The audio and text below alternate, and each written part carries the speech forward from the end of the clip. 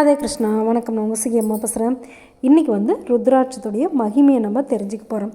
ருத்ராட்சத்தை அணிஞ்சிக்கிட்டோம் அப்படின்னாக்கா நம்மளுக்கு எப்படியாப்பட்ட பாவமாக இருந்தாலுமே தீர்ந்துவிடுமா. ஏன் வாயில்லா ஜீவன்கள் கூட தன்னுடைய கழுத்தில் இந்த ருத்ராட்சத்தை அணிஞ்சிக்கிச்சு அப்படின்னாக்கா கண்டிப்பாக அதுக்கு முக்தி கிடச்சிருமா. அப்போ மனிதனுக்கு சொல்லவா வேண்டும், ஒரு மனிதனை எல்லா பாவங்களிலிருந்தும் நீக்கி அவனை உயர்ந்த நற்கதிக்கு கொண்டுட்டு போகிறது இந்த ருத்ராட்சம் தான். இப்படி இருக்கிற ருத்ராட்சத்தை கண்டிப்பாக ஒவ்வொரு மனிதனும் அணியணுமா. அப்படி அணிஞ்சிக்கிட்டோம் அப்படின்னாக்கா 21 தலைமுறைகளை நம்ம கடை தேற்றி சிவலோகத்துக்கு அனுப்பின புண்ணியம் நம்மளுக்கு கிடைக்குமா. இவ்வளவு புண்ணியம் வாய்ந்த ருத்ராட்சத்துடைய கதையை படிக்கும்போது எனக்கு ஒரு யோசனை தோணுச்சு. எப்படி அப்படின்னாக்கா சிவபெருமானும் பார்வதி தேவியும் ஒரு தடவை கங்கையோட புனிதத்தை இந்த மக்களுக்கு சொல்லணும் அப்படிங்கிறதுக்காக சிவபெருமான் ரொம்ப முடியாதவராக ஒரு புதக்குழியில் இருக்கிற மாதிரி நடிக்கிறாரு.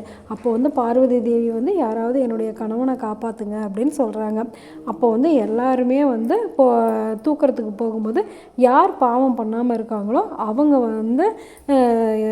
தூக்கினாதான் எங்களுடைய கணவன் வெளியில் வருவார், இல்லைன்னா யார் காப்பாற்றுறாங்களோ அவங்களும் இறந்துருவாங்க அப்படின்னு சொன்னதுமே எல்லாருமே காப்பாற்றுறதுக்கு பயந்துக்கிறாங்க. அப்போ ஒருத்தர் வர்றாரு. அவர் சிவபெருமானை தூக்கிறதுக்காக போகிறாரு. அப்போ பார்வதி தேவி சொல்கிறாங்க, யார் பாவம் செய்யாமல் இருக்காங்களோ அவங்க தூக்கினா மட்டும்தான் அவரை காப்பாற்ற முடியும் அப்படிங்கிறாங்க. அதுக்கு அவர் காப்பாற்ற வந்தவர் சொல்கிறாரு, நான் இப்போ தான் கங்கையில் குளிச்சுட்டு வரேன், என்னுடைய பாவமெல்லாம் போயிடுச்சு, நான் இப்போ புனிதனாக இருக்கேன், அதனால் கவலைப்படாத, உன்னுடைய கணவனை நான் காப்பாற்றிடுறேன் அப்படின்னு சொல்கிறாரு. இதிலேருந்து என்ன தெரியுது, நம்பிக்கையோடு நம்ம ஒரு விஷயத்தை செஞ்சோம், நம்மளுடைய பாவமெல்லாம் நீங்கிடும் அப்படின்னு நினச்சோம்னாக்கா கண்டிப்பாக நம்மளுடைய பாவமெல்லாம் நீங்கிடும். கங்கையில் குளித்தாலும் நம்ம பாவம் செஞ்சுருக்கோம் அப்படின்னு நினச்சோம்னாக்கா கண்டிப்பாக அந்த பாவம் நம்மளே தொடர்ந்துக்கிட்டே தான் இருக்கும்.